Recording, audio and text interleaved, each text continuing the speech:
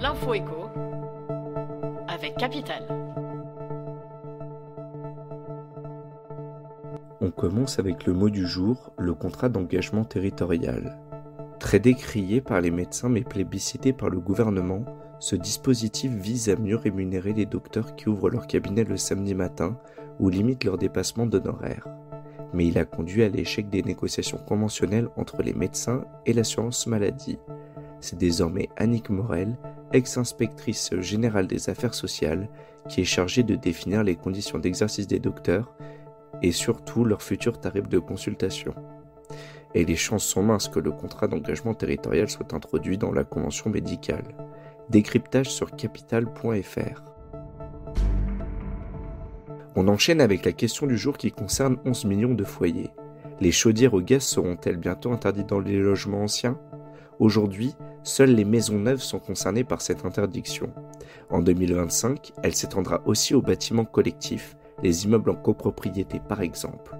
Devant les inquiétudes des professionnels et des particuliers sur une possible extension aux logements anciens, le ministre du Logement, Olivier Klein, a affirmé ce mardi que le gouvernement n'avait pas à ce jour d'objectif de bannir les chaudières à gaz des biens anciens. Explication sur capital.fr.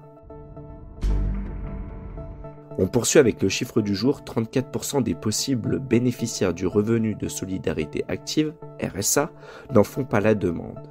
Quant au minimum vieillesse, c'est une personne seule sur deux qui passe à côté de cette allocation. Pour éclaircir ce non-recours aux prestations sociales, la DREES, organisme de statistiques rattaché au ministère de la Santé, a mené une enquête auprès de 4000 personnes, dévoilée ce mercredi 12 avril. Première explication, le manque d'informations sur ces aides pour 4 sondés sur 10. Vient ensuite la complexité des démarches, 23%, suivie par la crainte des conséquences négatives, 18%. Plus d'infos sur capital.fr. On termine avec la polémique du jour. Comportement poussant les automobilistes à la faute, conditions de travail exécrables et véhicules mal entretenus, le témoignage accablant d'un ancien chauffeur de voiture radar privatisé dans le journal L'Alsace a suscité de nombreuses réactions. Dans une tribune publiée sur capital.fr, Alexandra Legendre, porte-parole de la Ligue de défense des conducteurs, juge que ce dispositif, censé améliorer la sécurité routière, échoue dans sa mission.